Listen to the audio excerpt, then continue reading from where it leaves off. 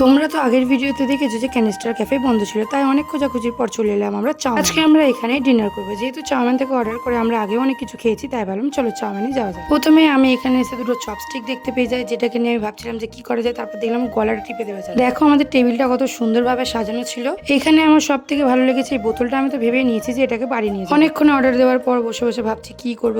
তারপর চলে এলো আমাদের জন্য ললিপপটা খেতে আমার মোটামুটি লেগেছে, কারণ আমরা এখান থেকে আগে অর্ডার করে খেয়েছি, কিন্তু এর থেকে ভালো টেস্ট। তারপর তো আমি বসে বসে কি করবো ভাবতে ভাবতে এখানে স্ক্রিনে দেখছিলাম খুবই ভালো ভালো আইসক্রিম দেখাচ্ছিল। দেখে তো আমার খুবই খেতে ইচ্ছা করছিল। খাবার কথা বলতে এখানে আমাদের দিয়ে দিল ফিশের কিছু আইটেম। এত কিছু খেয়েছি যে নামগুলি ভুলে গেছি। খেতে না খেতে চলে এলো এখানে প্রনের কিছু একটা আইটেম, যেটা খেয়ে আমার মোটামুটি লেগেছে। প্রনের আইটেমটা শেষ হতে না হতে চলে এসেছিল আমাদের জন্য রাইস, যেটা খেতে আমার দুর্দান্ত লেগেছে, মানে হেপি টেস্ট ছিল। রাইসের সাথে খাওয়ার জন্য এখানে চলে এসেছিল ফিশের কিছু একটা আইটেম, যেটা খেতে আমার মোটামুটি লেগেছে। এখানে তো বাপন ছিল একমাত্র, যে কি বলবো এতই খেতে ব্যস্ত যে কারোর দিকেই দেখছিল না। তার মধ্যে এখানে দেখা একটা মজার বিষয়, রাইসটা খাওয়ার পর কিছুটা প্লেটের মধ্যে পড়েছিল, মানে ওটাকেও বাপন চেটে পুটে খাবে, ওটুকুও ছাড়ছে না। ওইটুকুনি যেটুকু আছে ওটা উঠবে না, বাপন শুনবে না, মানে এত টেস্টি ছিল যে ওটাকে ছাড়তেও পারছে না। লাস্টে যখন দেখছি যে ওটা উঠছে না আর বাপন ছাড়বে না, লাস্টে আমি আমার হাত থেকে চামচের মধ্যে তুলে দিলাম। মানে ওই একটা রাইস, ওটা ওর খুবই খাওয়া ইম্পর্টেন্ট। দেখো খেয়েও নিল, মানে কি বলবো, কিছু বলারই নেই। এখানে রাইসের সাথে খাওয়ার জন্য একটা প্রনের আইটেমও করা হয়েছিল, কিন্তু এতই টেস্টি লেগেছিল রাইসগুলো, ওরা আগেই খেয়ে নিয়েছে। খাওয়ার শেষে এখানে অর্ডার দেওয়া হয়েছিল মকটেল, যেটা ব্লুবেরিটা ছিল সবার জন্য, রেডটা ছিল বাপনের, ফ্রেশ পুদিনাটা ছিল আমার জন্য, ব্ল্যাকবেরিটা খেতে একটু তিতকুড়ির মতো লেগেছিল, বাদ বাকিটা নর্মালি ছিল। আমাকে কেউ শান্তিভাবে খেতে দেয় না। আমি মকটেলটা খাচ্ছি, ওর মধ্যে বাপন ছাতা গুঁজে দিয়ে বলতে তুমি খাও।